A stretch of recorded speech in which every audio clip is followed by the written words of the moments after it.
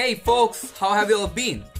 In this video, I'll be deviating to a different but a fascinating topic of the English language, idioms and phrases. Although they are usually used together, there is a simple but a significant difference between them. A phrase is a collection of words where the words actually impart a meaning. For example, after the meal. There is no hidden meaning apart from what the words actually convey. On the other hand, an idiom is a cluster of words which actually convey a meaning which is not deducible from the individual words forming the cluster. For example, it is a piece of cake, which means it is easy. As you see, the meaning of the idiom cannot be deduced from the individual words of the expression. We quite often come across such expressions, but what exactly do they mean? And what is the story behind this tumultuous cluster of words? Let's begin with the first idiom, which is raining cats and dogs. This idiom is frequently used by all of us during a heavy downpour. But have we ever wondered where the strange expression has originated from? Raining cats and dogs has been a common English expression since the 17th century, but its true origin is still obscure. Some say during a heavy rainfall, the streets of England would be flooded with sewage and trash, which would trap dogs and cats and easily kill them. Hence, post a heavy rainfall, the carcass of these dogs and cats would be found outside and looked as if they had fallen from the sky. However, another possibility is that this idiom is originated from the Greek expression kata and doxa, which means contrary to experience or belief. Hence, if it is raining cats and dogs, it means that it is raining unusually or unbelievably hard. Unfortunately, the first one is believed to be the most plausible explanation.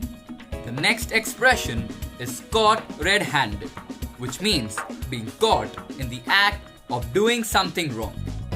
This idiom stems from an ancient English law which stated a proclamation to punish any person for butchering an animal which wasn't his own. However, the person would only be convicted if he was caught with the animal's blood still on his hands. The upcoming idiom is break the ice, which means to end a conflict or commence friendship. This idiom dates back to the 1580s when road transportation was not developed and ships would be the only mode of transportation and means of trade. Often during the winter, the ships would get stuck due to the ice formation. The receiving country would send small ships to break the ice in order to make way for the trade ships. This deed manifested affiliation and understanding between the two territories. The next idiom is butter someone up, which means to impress someone with excessive flattery. In ancient India, there was a religious act where the devout would throw butter balls on the statues of gods to seek favor and forgiveness. And this tradition gave birth to the expression butter someone up. So here we have an idiom with Indian roots. Moving on, the idiom barking up the wrong tree, which means to have spurious thoughts about an event or situation, refers to hunting dogs which chased their prey up a tree.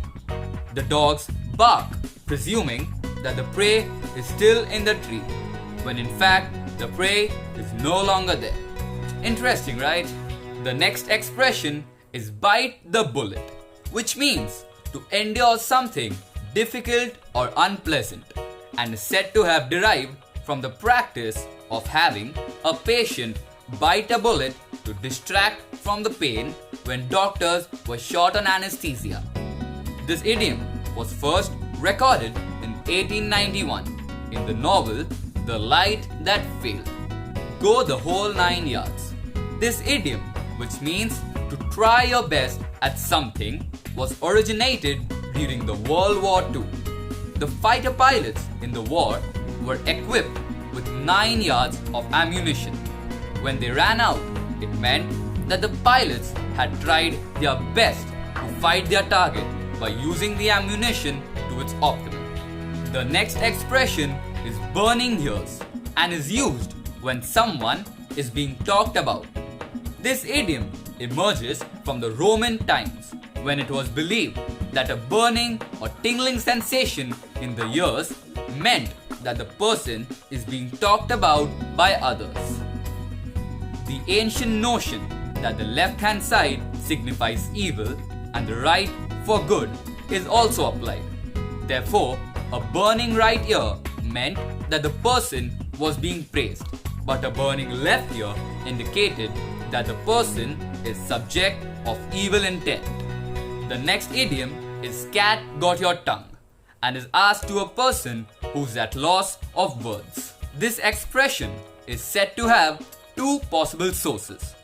The first one comes from the time when the English Navy used to use a whip called cat o' nine tails for scourging. The acute pain caused the victim to stay quiet for a long time. The other credible source comes from ancient Egypt, where liars' tongues were cut out and fed to cats. The last expression is to beat around the bush, which means to avoid the main points of a topic. This common idiom is thought to have originated from a hunting game in Britain. While hunting birds, participants would often beat bushes in order to draw out the birds.